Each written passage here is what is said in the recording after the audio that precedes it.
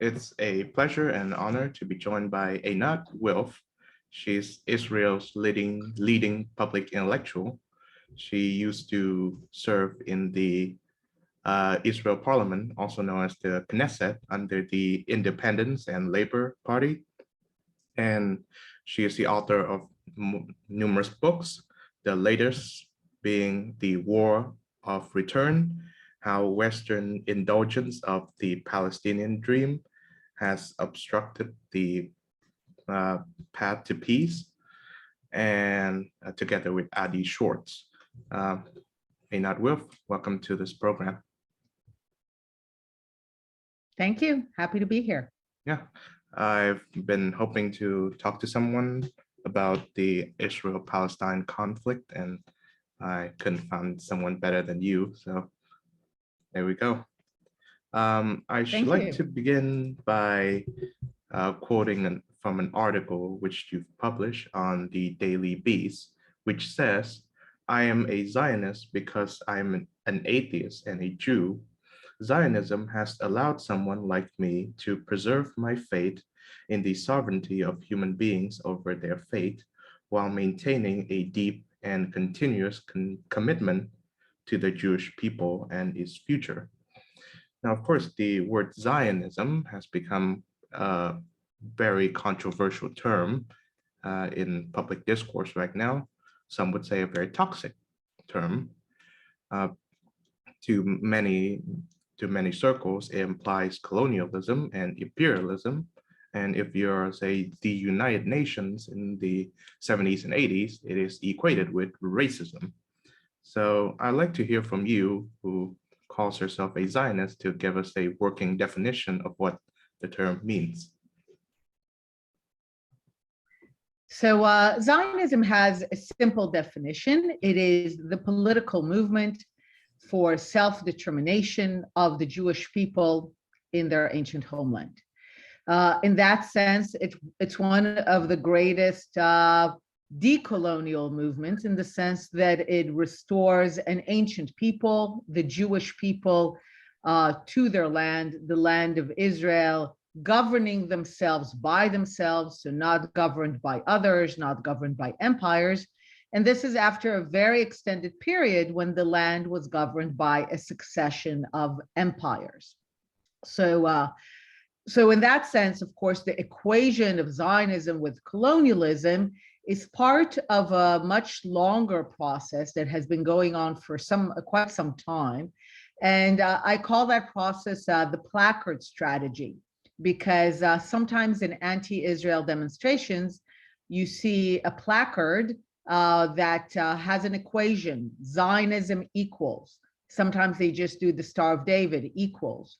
And then on the other side of the equation, they put everything that is considered evil: racism, colonialism, apartheid, sometimes genocide, even Nazism. In recent years, white supremacy is considered an evil, so that's become also something. Now, if you follow it for enough time, as I did, you realize that every time the thing that is on the other side of the equation gets changed, not because Zionism has changed. Zionism has always remained the political movement for self-determination of the Jewish people in their ancient homeland. But the equations for Zionism change with the times, because the purpose is not to actually describe Zionism. The purpose is to equate it with evil. And the words that are chosen because at any given time, they are the words that people most associate with the present evil. This is why white supremacy will suddenly appear, not because anything has changed in Zionism, but because people now in different societies view white supremacy as an evil, and therefore they put it on the placard next to Zionism. Now, then, of course, the question is, why is there this ongoing effort? You mentioned even in the United Nations, and it takes place in many forums. Why this effort to equate Zionism with evil? Because this is a very broad-based effort. And the answer I give to that is that this goes into some very deep ideas that Zionism was a rebellion against. in many countries and civilizations, the role of the Jew was to be powerless, to suffer, to serve as a cautionary tale. And the fact that Jews decided to shape their own fate, they decided that they were no longer going to be powerless. They were no longer going to let other people govern them. This is something that still a lot of people can't accept. And in many ways, they kind of want to put the Jews back where they belonged, as powerless and as homeless. And the main way of doing that is to get Zionism to be so toxic that Jews will ultimately leave it. Yes. Of course, anti-Semitism is well known enough, but there's also a, well, what do you call it, the opposite, but not really, sort of attitude. Philo-Semitism. Yes, Yeah. Philo-Semitism, that's the word of it, is that, well, you can proclaim to sympathize with the plight of the Jewish people. You can claim to, not deny the Holocaust, but still you find yourself being an anti-Zionist. You don't want Israel to have its own country with its own military because you prefer the Jewish people to be in a, I guess, a diminished state, if that's the word of choice. Well, so I've heard an argument that says, well, there's a sense of optimism, of course, in the Zionist credo, in that Jewish people require and deserve a state of their own. But it was born out of a sense of pessimism in that, I think, so the founder of Zionism is Theodor Herzl, and of course the Jewish establishment in Europe at the time completely rejected the idea. And so the Zionism came to being because Herzl thought that after the Dreyfus affair, where a Jewish army colonel in France was persecuted for treason, but in reality, because of his Jewish heritage, is that Jewish people cannot live secure lives as full citizens in Europe or anywhere in the world unless they found a state of their own. So how would you respond to this sense of pessimism, and that, would you consider it to be legitimate, given that, human rights have improved a lot since the days of Alfred Dreyfus? So we have a way to think of Zionism as having three parents. One parent of Zionism is clearly the Jewish longing for Zion. So there's a very deep historical and cultural connection between the Jewish people and the land of Israel, Zion, and you see it in every text, ritual, and in many ways you could make the argument that the very idea of remaining Jewish and being Jewish was for the day when the Jews will be restored in their land.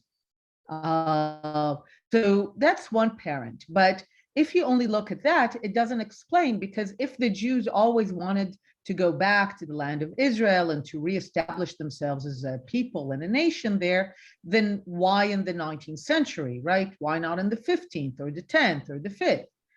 So in the 19th century, two things happen, and there are the two other parents of Zionism. One is exactly what you talked about. It's this disappointment from emancipation.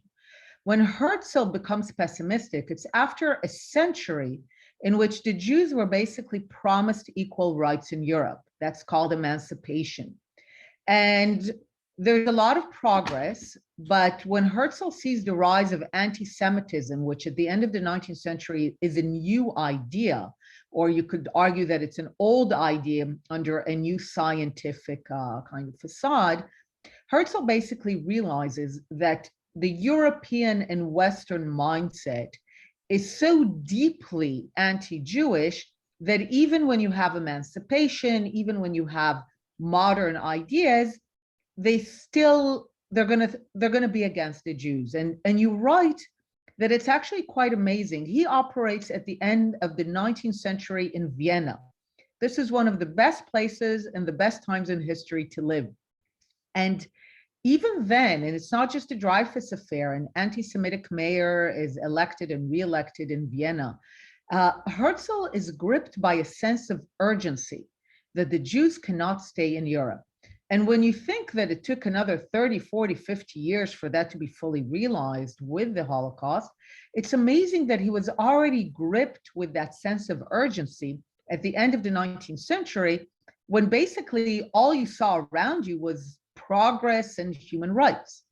So you're right, the second parent of Zionism is the disappointment from emancipation, from the idea of equality and human rights as it would be applied to Jews. And the third parent, of course, is the universal ideal that takes shape in the 19th century, that all nations have the right to govern themselves, the idea of self-determination. And that is the idea that ultimately leads to the breakdown of all empires. And based on that idea, Herzl conceives of Zionism as the movement for self-determination of the Jewish people, just like all other movements for self-determination. Now, you're asking in a way a bit of an alternative or counterfactual history. The thing is that we don't have a moment in history where you could say there has been an improvement in human rights and there was no Israel. The moment where we have improvements in human rights and where Jews are treated better and more equally, especially in the United States, but it happens when there is a state of Israel, because before that, it doesn't work. So you're basically saying Jews are supposed to trust that if they give up their state and their ability to govern themselves and to defend themselves, this time it's going to be okay. And I think it's quite understandable why very few Jews, if at all, say, sure, why not? We'll give up our state, we'll give up our army, and this time we trust that the world is going to treat us differently, even though it didn't for the last 2,000 years. I think it's clear how almost ridiculous it is. Yes. Yeah. Based on what I've seen in the news, I think anti-Semitism is alive and well. I'm obviously inside of Israel too, and inside of Europe and America, which we would consider to be, leading areas of human rights and such. Based on that article I've read, you are an atheist, you're not a religious person. And I'm sure that there's I've heard claims that there are undercurrents of Judaism, the religion, in the idea of Zionism, even though I think Herzl himself was not a religious Jew.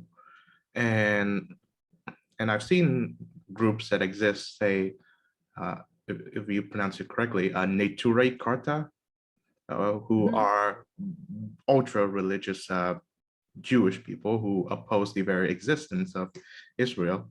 And they justify it by making the claim that, well, the Messiah hasn't come yet, so the establishment of a state of Israel would be against the Bible. So is Zionism and Judaism compatible? So as I spoke about the three parents of Zionism, indeed one parent is the Jewish history, culture, and the very deep connection between the people of Israel and the land of Israel, between Jews and Zion. Now, beginning in the modern era, since emancipation, Judaism begins to break into a variety of different ways of being Jewish. I sometimes describe that before the emancipation, being Jewish was a single package. That was, you were a member of a tribe, of a nation, of a people, you had a covenant with God, you had common rituals, you had a common past and a common present, and you believed in a common future of restoration. Now, with modernity, with emancipation, the package is blown open. So suddenly you begin to have the idea of Judaism only as a religion, meaning you are French by your nationality, or German, but you are a Jew by religion. This was the deal of the emancipation. As I said, Herzl basically declares the emancipation a failure, and he creates a new way of being Jewish. He says, we are first and foremost Jews by collective. So we are Jews by nation, by people, by tribe. He takes those elements from the package, but he says it's the end of the 19th century, the beginning of the 20th, questions of faith or ritual are less important. And Zionism emerges as a very secular movement. And the reason also that it's not just the idea of a state, of a people and a nation, but not so much about ritual and God. You're right, Zionism in many ways was almost a rebellion, because Jews were basically saying, we're not going to wait for the Messiah anymore. We're going to be our own messiahs. So Zionism is a movement of self-redemption. And that's why it's so modern, because Jews are basically saying, we're not waiting, we're not going to be passive, we're going to be active, we're going to take fate into our own hands, and we're going to take action to improve our future rather than just wait. And like you said, there were certain streams and sects of Judaism that rejected modernity in general. And in that sense, they're very modern because they only begin to exist as a rejection of modernity. And some of them don't just reject modernity, they especially reject Zionism as a secular ideal. Sometimes I joke that they're angry that Zionism jumped the gun on God, basically that Zionism did not wait for God. And their vision, their theological vision says, Jews should not take matters into their own hands. They should pray. And if it takes another 2,000 years, another 5,000 years, however long it takes, we should wait. Generally, because of various developments in the 19th century, this vision of Judaism as against Zionism became very marginal. There's very, very few people who truly believe in it. And generally, Zionism has become the most dominant worldview among Jews. In that sense, it's almost, we're almost going back to the era of the package, in the sense that in the modern era, we're living at a time when most Jews are actually amazingly quite united in their support for Zionism. And Zionism as well has become also a central element of the identity for almost all Jews. Yes.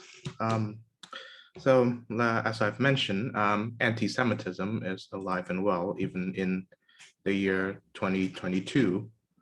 And it's, I think the reason why is alive and well, if you've read that short, very wise monograph, How to Fight Anti-Semitism, is that it comes in all shapes and sizes according to different cultures. I mean, Christians have their version of anti-Semitism, so are Muslims. In capitalist democracies, Jews are seen as communists, while in communist regimes, Jews are seen as capitalists. They are simultaneously in, I think, Hitler's fascist regime, inferior to white Aryans, all the while being the people who run everything. And the argument which I've heard from both Mrs. Weiss and mainstream Jewish commentariat is that, well, the creation of Israel doesn't mean that anti-Semitism goes away. It just means that the Jews have a safe place from anti-Semitism brought on by these various places around the globe. So I wonder if this is the often asked question: is anti-Zionism anti-Semitism? In effect, it is. Anti-Zionism does not necessarily have to be anti-Semitic, especially in the beginning of the 20th century, when Jews are still engaged in a massive debate as a result of modernity on what is the best path forward.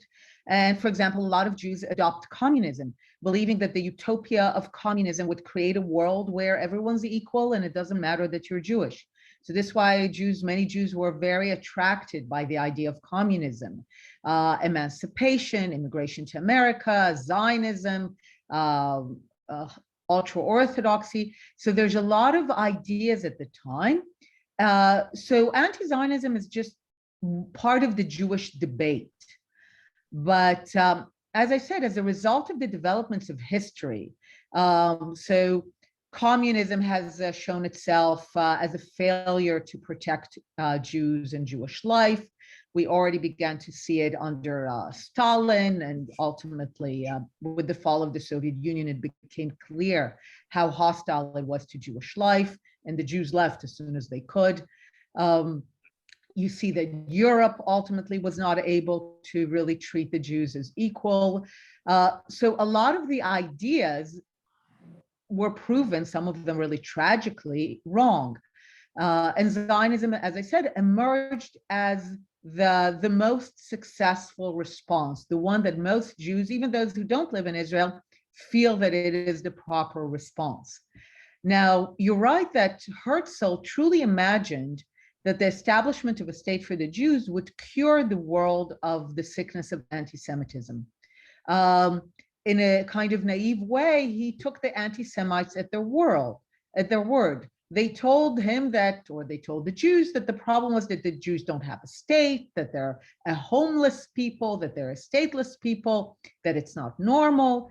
And he took them at their word, and he was like, okay, so we'll become normal. We'll have a state, and we'll be just like the French and just like the Germans and just like the Italians, and you won't hate us anymore because we'll be normal. And of course, what we see is that the establishment of the State of Israel has not cured the world of its anti-Semitism.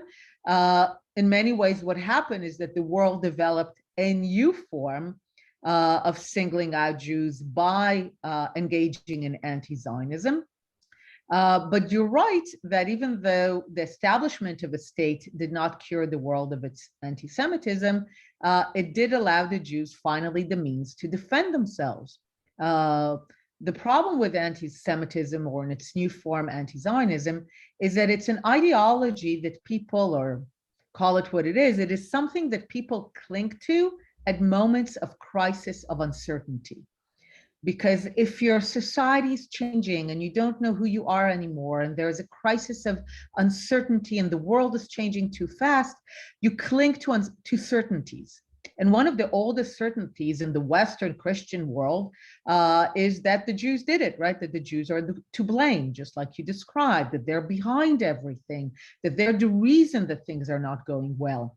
So it actually points to a crisis. Whenever you see the rise of anti-Semitism, the rise of anti-Zionism, it actually means that what you're watching is a society in crisis. The difference is, and this is also to your previous question about why it's still important for the Jews to have a state, is that when societies enter crises, in the past, they would play those crises on the backs of the Jews, pogroms or the Holocaust or just expulsions.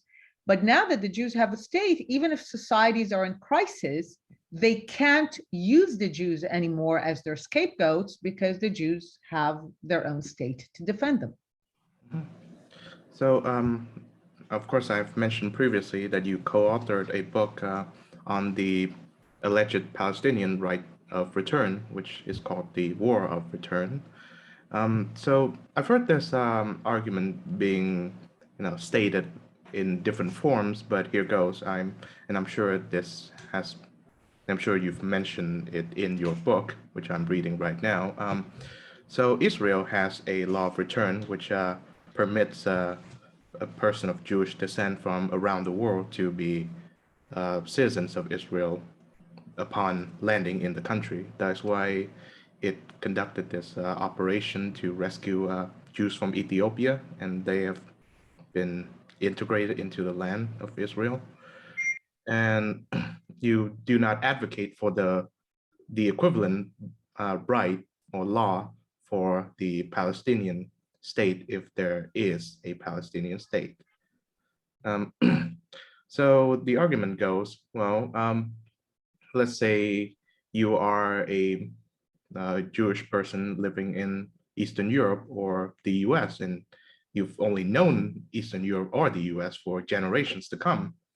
And so if you land in Israel, then sure, you're an Israeli, despite the fact that you speak no modern Hebrew. Well, compare that to a person of Arab/Palestinian descent who, in the War of 1948/49, was expelled from the land forcefully or voluntarily, and now is living maybe in the United States with his children and grandchildren. So, are you saying that that man does not deserve to return to his righteous homeland compared to, say, the Brooklyn Jewish person who has never known the land itself? So, yeah. So when you asked the question, you said law and then right, and that is exactly the issue. The state of Israel, like every modern state, has an immigration law. Our law is called the law of return. We could call it whatever, but every state in the world has an immigration law. In many ways, you could argue that almost the fundamental basis of sovereignty and statehood is the ability to control your borders and to decide who comes in and who becomes a citizen. Now, every country in the world, and Israel is not special, has immigration laws that determine who can come in and who can be a citizen. And all countries in the world, and again, Israel is no exception, privilege some backgrounds, groups, people in the process of becoming citizens. So most countries will privilege some form of legacy, heritage, language. Very few countries have completely neutral laws, let's say just based on skills. Most countries will privilege a connection with the culture and the country and the people. And that's what Israel does. Israel has a law that says that people of Jewish background and Jewish descent can become citizens of the Jewish state. I would very much hope for the day when the state of Palestine will have the same law for its people. When the state of Palestine can say, we have an immigration law that allows, for example, anyone of Palestinian descent to become a citizen of Palestine. So that would be wonderful and that would be great. And I support it, and many Israelis support it. And actually, this was offered to the Palestinians several times. Establish your own state, and then you could have whatever immigration laws. But that's not what the Palestinians want. The Palestinians don't want a law of return in a state of Palestine. What they claim is that they possess a right, which they don't, but they claim it, to settle inside the state of Israel. They don't want a law for the state of Palestine. They want to settle inside the state of Israel. This is why, for example, you have about 2.5 million people who live in Palestine. They live in the West Bank, in Gaza, under the Palestinian Authority, under Hamas, but they don't view themselves as settled. They claim that they have a right to settle inside Israel. So it's very important to differentiate what they see and they want, and what Israel has, and what I one day hope Palestine will have. The reason, of course, that they demand this idea, which in the book we show is neither a right nor a return, is that this is their way of sending the message that, as far as they're concerned, the war against the Jewish state started over a century ago is still not over, and that they refuse to accept it as over. One of the things we do in the book is we go throughout the 20th century with empires collapsing and nation states rising based on the principle of self-determination. Of course, this was a very bloody process. As empires collapsed, nations arose, decolonization took place. A lot of people fought each other over the new nations, the new borders. We had 2 world wars and numerous regional wars and civil wars. All the people who moved and were expelled and fled in the wars have moved on. The Palestinians are unique in the world in their refusal to move on and in the fact that many in the West indulge them in their refusal to move on through this organization called UNRWA that keeps alive for Palestinians the idea that the war of 1948 is not over and that they could still win it to their cause, which was always no Jewish state in any borders. So it's not an innocent idea. It was an idea established immediately after the war as one of the ways by which the war could continue. I very much hope for the day when there will be a state of Israel next to a state of Palestine, and each one of them will have its own immigration law, allowing people who share similar backgrounds and cultures to become citizens of their respective states. Mhm. Yeah, just to put an asterisk on it, UNRWA, UNRWA is the United Nations Rescue and Works Agency, and is one of two official institutions in the United Nations that deals with refugees. The other one is UNHCR, United Nations High Commission on Refugees, which deals with refugees from all over the world, the Syrians, the Ukrainians, and all that such. But UNRWA deals only with the Palestinian and the Palestinian situation, which in the book, of course, their status as refugees and their descendants' status as refugees is brought into question, so to speak. So regarding the two-state solution, which you support and I reluctantly do, here explains why I'm somewhat reluctant to it, and you can convince me why that's still possible. The Palestinian claim to nationhood, or at least their national identity, I believe, based on reading the charter of the Palestine Liberation Organization and the more radical Hamas charter, is based on two foundational ideals or claims. The creation of the State of Israel in 1948 means that I guess their claim to a homeland has been, well, stolen or distorted or made incomplete, well, given the displacement of their population. And two, the creation of a state of Palestine, well, they would not be so satisfied even if the entirety of, Judea and Samaria, also known as the West Bank, as well as the Gaza Strip, is theirs. No, they want the the whole thing. From the river to the sea, Palestine will be free. That's the motto, isn't it?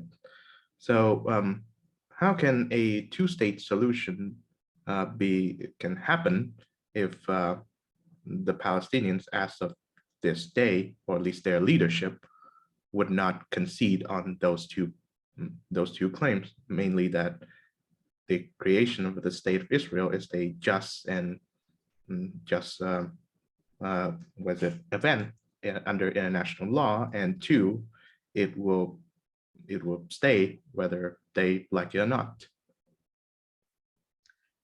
So you're absolutely right that for the last century, the very clear and consistent Arab and Palestinian goal in the land was no Jewish state in any borders whatsoever. Illegitimate, unacceptable. This is the reason, of course, that when the United Nations proposed to divide the land between the Jews and the Arabs into a Jewish state and an Arab state, they rejected it, not because it wasn't perfect. They rejected it because a Jewish state in any borders was unacceptable to them.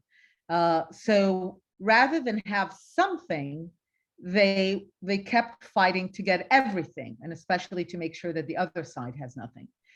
This is also, by the way, why refugees were created. If the Arabs would have said yes to partition in 1947, they would have celebrated with the Jews 74 years of independent statehood no one displaced, no refugees, thriving. But for them, the top priority, more than having a state for themselves and part of the land, was always to make sure that the Jews don't have a state in any other part of the land. That was always a better, like a more important priority than having a state for themselves. And you're right, as long as this is their priority, a two-state solution is not possible. Therefore, in order to have a two-state solution, and this is a lot of what the book is about, we need to get the Palestinians to accept that they will live next to a Jewish state rather than instead of it. And you are right that at the moment, this is not what they believe. And unfortunately, too many people help them to continue believe that. But I think over time, especially we're seeing now changes in the Arab and Islamic world, maybe the world will grow weary if they begin to understand that at the end of the day, they can have a lot of support, including Israeli support, to build their state next to Israel, but that they're losing support for the idea that it should be from the river to the sea, that it's only theirs, exclusively theirs. Then hopefully they will begin to change. So the reason I call myself a kind of long-term peacemaker, it's not that I think that it can happen tomorrow, but I do recognize that in this land, there are two groups, Jews and Arabs. And I know people like Palestinians say that the Jews are not a people, and some Jews say Palestinians are not a real people. But and I always say, you know what, forget that. What both sides seem to agree on very violently is that they do not belong to the other people. So they have a very clear sense of us and them, of two different collectives.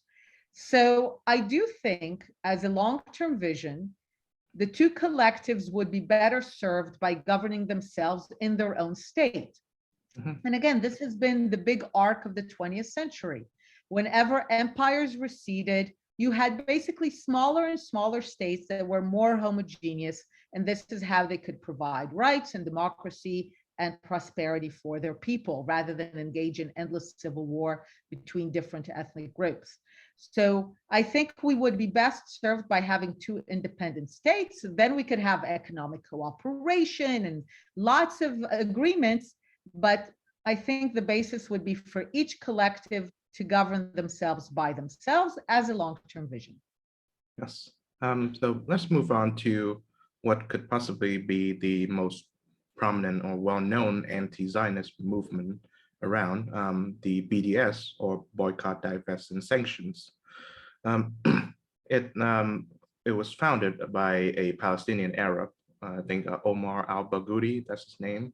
Mm-hmm. And it was founded in, I believe, 2007. And ever since then, it has received international support from surprisingly very prominent Western intellectuals and popular cultural figures. And so I've relayed on the email I sent to you how I came to know that about the movement. It was because one of my favorite musicians, Roger Waters of Pink Floyd, supported it.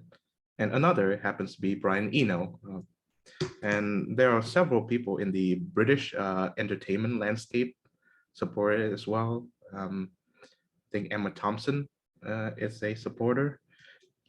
So the Boycott, Divest, and Sanctions movement, at least according to what I've read on their website, their goal is to persuade or compel companies and individuals to, again, boycott, divest, and sanction from the state of Israel until they cease their occupation of the Palestinian territories, according to United Nations Resolution 242. But that is what I've read on their website. But from what I've heard from the Jewish commentariat, yourself involved, that is Jewish people from both the left and the right of mainstream Israeli politics, Americans and Israelis alike, say that it is inherently anti-Semitic, and its ultimate goal is to destroy Israel, but in a, I guess, less violent way than the past. So uh, why do the mainstream of Israeli politics believe this claim? Uh, First of all, the BDS movement, by its own admission, like you said, is anti-Zionist. They don't just talk about ending Israel's military control of the West Bank, the occupation. They talk about what we just said, the so-called right of return, which is neither a right nor return. So their entire vision, if you put their 3 points together, West Bank and Gaza, Arabs within Israel, and the right of return, is precisely Palestine from the river to the sea. Omar Barghouti has repeatedly said, indeed, we are opposed to the idea of a Jewish state in any border, in any place. So this is by their own admission. They're anti-Zionist. They think that the Jews should not have their state in any part of the land. Now, then we go back to our earlier discussion that anti-Zionism in practice has always led to hostility to Jews. I started by saying that anti-Zionism does not necessarily have to be anti-Semitic, especially if you go back to the early 20th century. But at the present moment, and certainly for the last many, many decades, anti-Zionism in practice, regardless of what people claim to be their intentions or their theories, in practice, it always leads to an environment that is very hostile to Jewish life. And in short order, it leads to a situation where there are no Jews. So you see it in every society and every organization that have adopted anti-Zionism as a central ideal. With a very short time, they become hostile to Jews, and then the Jews leave. You see it in the Arab world in the 20th century that basically saw nearly 1 million Jews expelled, driven away in short time. And you're talking about Jewish communities that predated Islam, and they just disappeared because the Arab world decided that it was going to be anti-Zionist. You see it in the Soviet Union that became anti-Zionist and hostile to Jewish life. You saw it recently in Jeremy Corbyn's Labour Party. You see it in some American campuses where BDS is embraced. They become places that are hostile to thriving Jewish life. And over time, Jews also don't want to be there. And so it's also something that always turns against Jews, even if those who started say, no, we have nothing against Jews, only against Zionists, but somehow it becomes anti-Jewish in practice. And of course, it's also bad for whoever adopts anti-Zionism. If you go through the 20th century, no organization or country or people ever did well by being anti-Zionist. I don't think it was a good idea for the Soviet Union to become anti-Zionist. I don't think it was a good idea for the Arab world. I think it was a terrible idea for the Arab world. So I don't think it clearly devastated the Labour Party in Britain. I don't think it's helping American campuses right now. Anti-Zionism is an ideology that everywhere that it spreads is devastating both to Jewish life and to those who adopt it. And this is what BDS is now doing in the West. Amazingly, of course, is that the biggest effect of BDS is on American Jews in the West. It has no effect on Israel. So you're right, Roger Waters is not going to come and perform here, but Israel is having more diplomatic ties and warmer diplomatic ties than ever in its history. It's having its prosperity, economic prosperity, cultural prosperity. A lot of Israeli cultural creation is doing very well globally. So BDS has been a complete failure. I think someone recently in Foreign Policy also wrote about it. In practice, it's been a complete failure, but it's been very successful in making life miserable for Jews on American campuses. Yes, which of course brings us to your article on Tablet Magazine, which is called the BDS Pound of Flesh. And I quote, the demand on young Jews to be less visibly and confidently Jewish as the price of social acceptance and toleration which only found its most recent and visible expression in a Harvard Crimson editorial endorsing the boycott movement against Israel, is an ancient one. Call it the pound of flesh, the mirror image of Shakespeare's famous formulation in The Merchant of Venice, the intimidation of Jews into mutilating their own identities and giving up a part of themselves. In some cases, the pound of flesh is visual, like demands to remove yarmulkes, Israeli flags, jewelry with Stars of David, or IDF t-shirts. In other cases, it's written or vocal, like demands to disavow support for Israel or declare support for Palestinian political movements. Of course, as you've said, prominent individuals and businesses so far have not heeded the BDS call to, again, boycott Israel, maybe except the ice cream company Ben and Jerry from Vermont. But the movement itself, the rhetoric and the ideology have been very successful in appealing to its campus students' basis. And which makes me think of the two kinds of people who would find this movement appealing. And one is the people who genuinely would like Israel to be either destroyed or or exist in a very diminished state. And I presume Omar al-Baghdadi is one of them. And secondly, and this group of people are a lot more prominent, are what I would call the useful idiots. And they include Roger Waters of Pink Floyd, as well as the many campus students who support the movement, as well as bully other Jewish students into supporting the movement, in that they believe in the surface message, the message on the surface of the BDS, which calls for justice for the Palestinians. So nevertheless, these as numerous as these people, as this crowd is, the second group, they can be persuaded somewhat, in that, well, their desire for, social justice may be correct, but they are they are placing it into the wrong hands of the wrong groups. So how would you persuade these people who are believers of the BDS call, but in reality are not, too anti-Israel or not too anti-Semitic?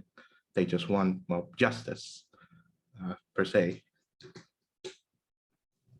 So to those, and in many ways, a lot of my work is intended for those who genuinely, let's say, want a better world. So you mentioned, for example, the word justice. And one of the interesting things about the use of the word is that when Americans or Westerners, and generally people think of justice, they think, okay, maybe ending the occupation, having more rights. Or when Palestinians speak of justice, there's only one justice, and that is the justice that will correct the injustice that is the very existence of the state of Israel. You alluded to it in several of your questions that the Palestinian national identity views the very existence of Israel and Zionism as an injustice. And therefore, when they speak of justice, it means that there's no state of Israel, because the very existence of the state of Israel is the injustice. So for me, a lot of the work is just bringing to the attention of people who care about justice, who care about rights, how Palestinians conceive of words like justice and rights. For them, the word rights always means the right of return. And to understand that if they actually want peace, if they actually want two states, they would be much better to put their energies on actually getting the Palestinians to move away from the vision of no Jewish state towards a far more constructive vision that says we're going to live next to you rather than instead of you. The vision of the Palestinians for the last century has been from the river to the sea. We will live instead of you. I think the world has a responsibility to stop indulging that vision and to actually tell Palestinians, start developing a much more constructive vision rather than a destructive one, where you can live next to Israel rather than instead of it. And that's what I work on. That's what I write. This is what the book, The War of Return, is all about. The War of Return gives the historical perspective. I think it really helps people understand what the conflict is about, what is really at the core of the conflict, and also to understand how destructive it has been for decades for the West to indulge the Palestinian vision from the river to the sea, thinking that it's only for justice or peace, but it was actually only for continued war. So final question. In Israel and in America, I think the uh, especially in America, the word, if you're a leftist, then I'm sure then you cannot really be a Zionist. Those two are left Zionist is almost an oxymoron. There are faction, there is a growing faction in the left-wing party of America, which is the Democratic Party, which has become fervently anti-Zionist, anti-Israel.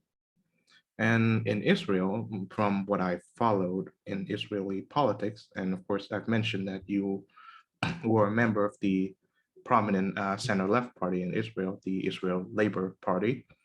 Um, as of right now, the government, the previous two governments of Israel have been ruled by right-wing prime ministers. The current one is Naftali Bennett, and the previous one is Benjamin Netanyahu. And the Labor Party, from what I've read, they're in the governing coalition, but they only comprise of 7 out of 120 seats in the Israeli parliament. So the left Zionist position in both two countries is greatly diminished. And I've heard that what separates left and right in Israel is the commitment to land for peace, or the two-state solution. Well, we trade some amounts of land, and in return, the Palestinians will not declare war against you. And that, I think that dream has been either partly or entirely collapsed after the Camp David summit between Prime Minister Ehud Barak and Yasser Arafat of the PLO. So that's why I think even both left and right Israelis are pessimistic about the prospect of the two-state solution, and that may explain how the Israeli left seems to be in a rather diminished state. So how would you explain the Israeli left position, and how can that position become, I guess, politically prominent and viable again, both in Israel and in the United States? So first, to the Israeli political system, you correctly spoke about the fact that when the Israeli left understood that the Palestinians continue to be committed to the river, to the vision from the river to the sea, especially after the 2000 and 2008 negotiations, the Israeli left understood that it had nothing to offer. What are you going to offer if the other side wants everything? Basically, there's nothing to negotiate. The right wing in Israel has also in many ways collapsed. The right wing used to believe in the settlements and the territories and annexation. And we only saw that recently, that Israelis were happy to exchange any plans of annexing even a small part of the West Bank in return for normalization with Gulf countries. So I think where the Israeli political map today is actually very centrist. I think almost 80% of the members of Knesset today, even more, could be described as being at the center, in the sense of they understand right now that there's no prospect of peace and it's not going to happen. So they're not going to even bother with the negotiations. But they also understand that if at one point there is a real opportunity for peace, they understand that it means dividing the land. I once gave a talk, and I always mentioned that I'm a person of the left. And a woman came up to me and she said, you keep on saying that you're a person of the left, you're a left winger, but you don't sound like one. how are you a person of the left? And I told her, because I believe, just like we spoke earlier, that at the end of the day, there's two peoples in this land. And when there is peace, we will need to divide the land. And she was like, but I believe in the same thing, and I'm from the right. And this really led me to realize that most Israelis now should be described as this broad center. Right now, they understand that it's not relevant, but if it does become relevant and there's a real opportunity for peace, they understand that this is the implication, that there will be no settlements and Israel will have to get out of the West Bank. So this is what's happening within Israel politically. So much more, everyone's in the center. Sometimes I think that these days, the only thing that really defines very, very, very left-wing people is that they think Israel is to blame. But in general, the number of people who think that the reason we don't have peace is because Israel didn't offer enough or that Israel didn't try hard enough is very small, with very small representation in our parliament. Most Israelis basically say, we've tried, those were good faith try, those were serious efforts. If the Palestinians want from the river to the sea, we're just not going to make any efforts. Within the US, I think something else is happening. Within the US, as I said, the rise of anti-Zionism, especially at a certain element of the left wing of the Democratic Party, is part of a crisis that is happening in America. I actually think it has nothing to do with Israel. Because when I hear them talk, it's not, you don't hear them saying things that even relate to any recognizable reality. So I don't think it's about Israel. I think the rise of anti-Zionism is pointing to a deep crisis in America.